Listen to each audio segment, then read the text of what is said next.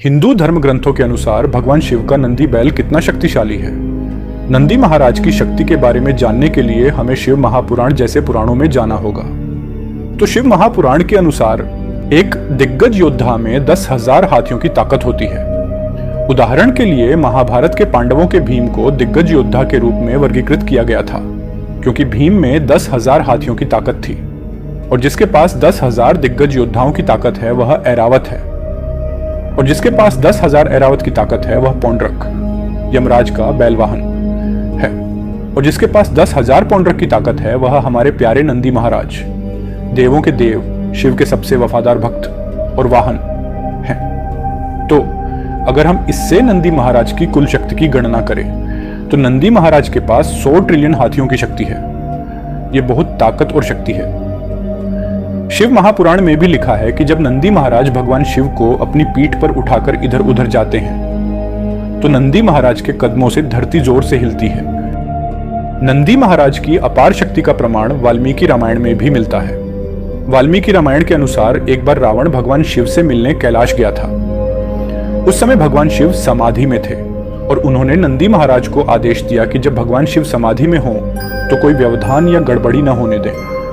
इसलिए जब रावण भगवान शिव से मिलने कैलाश गया तो नंदी महाराज ने उसे रोक दिया।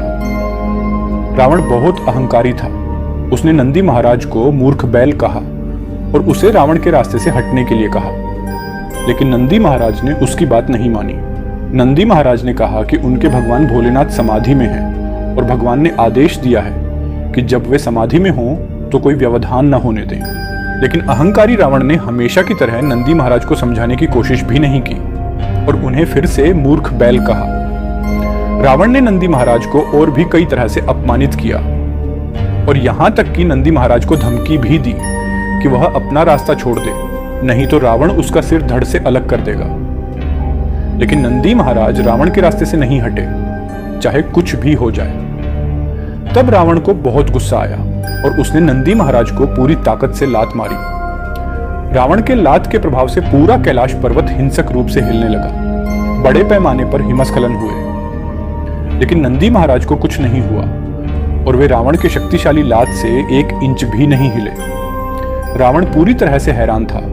एक साधारण प्राणी रावण के शक्तिशाली लात से कैसे बच सकता था, जिसने केवल एक ही प्रभाव से पर्वत को हिला दिया।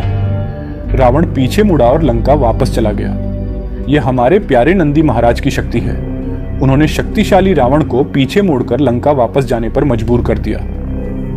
रावण की पूरी ताकत से लात लगने के बाद भी नंदी महाराज खड़े रहे और 1 इंच भी नहीं हिले। इसलिए आज भी आप जब किसी भी शिवजी के मंदिर में जाओगे तो वहां आपको नंदी महाराज उपस्थित मिलेंगे। आज के वीडियो में बस इतना ही। मिलते हैं ऐसे ही आध्यात्मिक ज्ञान से भरे एक और वीडियो में। धन्यवाद।